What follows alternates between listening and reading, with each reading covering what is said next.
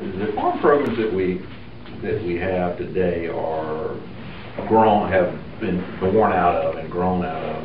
They're significantly different and will continue to be different as Congress rewrites the farm law every 5 years, I think. Right, yes, sir. And it started in the 30s when the country was in a depression, and people were losing their farms. The whole country was in a mess. One of the basic things that we have to do as a nation is feed ourselves. And so Congress and the country realized at that time that it was important to have a strong production agricultural industry.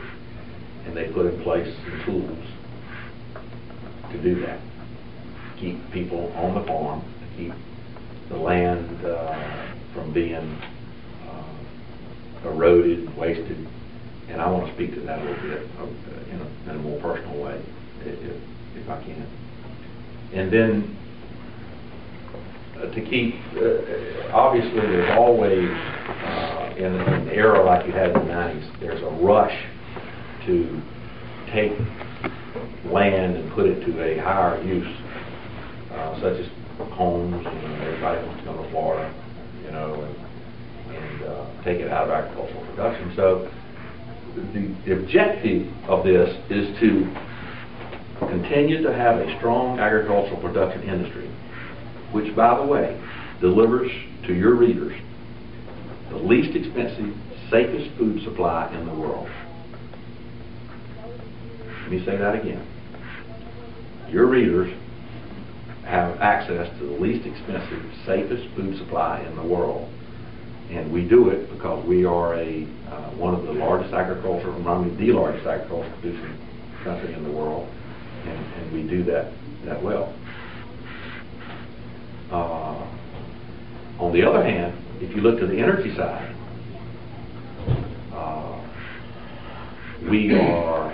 we're not able to produce our own energy. We totally rely on other countries, run in many cases by thugs or people who don't like us, and who hold us up regularly, and who just a year ago, by closing the spigot, ran the cost of crude oil to $145 a barrel, which meant that the gas pump down the road had gas at $4.50 a gallon, which led, without no doubt in my mind, it shouldn't be in yours either, that was the major contributing factor to leading us into a recession. And when we went into a recession, we took the whole world with us. Now, you never saw those kinds of swings in food supply, in food costs. Why? Because we have a strong and solid agricultural production policy in place in this country. I don't apologize for it. I think it's the right thing to do. And I think that we ought to recognize, as leaders in our community, that it's a good thing and we want to keep it. We've never made a lot of money in the farming business, but it's a heck of a good way to raise your family. And it is something that all of your readers need. They need farmers. And so I do not apologize for farm programs. I'm an advocate for farm programs. We rewrite that farm bill every 5 years to try to tailor it to what the world market situation is and what we're doing, and how do we keep our farm industry strong. A lot of that money now in that farm bill goes to conservation and research, and so, and rightfully so. The commodity support sections of it, which have been changed, particularly since the 1996, 97 yes. bill, is when they sort of got the Freedom to Farm Act, yes, right, sir. Charles? Yes, sir.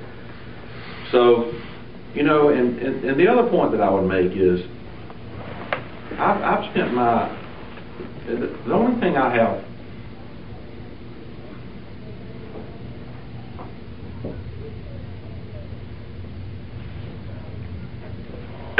excuse me, the only thing I have when I leave here is my reputation. And I've never gamed that system. When I got elected into office, I went into the IFSA office and told all of them, I said, look, I know there's a lot of pressure. I know you guys work for the public, but I do not ever want to read about you or me in an article that we abuse on farm program. And I said, we will err on the side of away from that if it's ever a gray area. And I guess having said that and having done this all my life and having been raised on a farm and engaged in farm programs and done it right, that's what's, you know, so hurtful about this. I was farming before I got into Congress, and I will have my farm after I leave Congress, Lord willing. I mean, a couple times I thought we were going to lose it, but we did through hard work.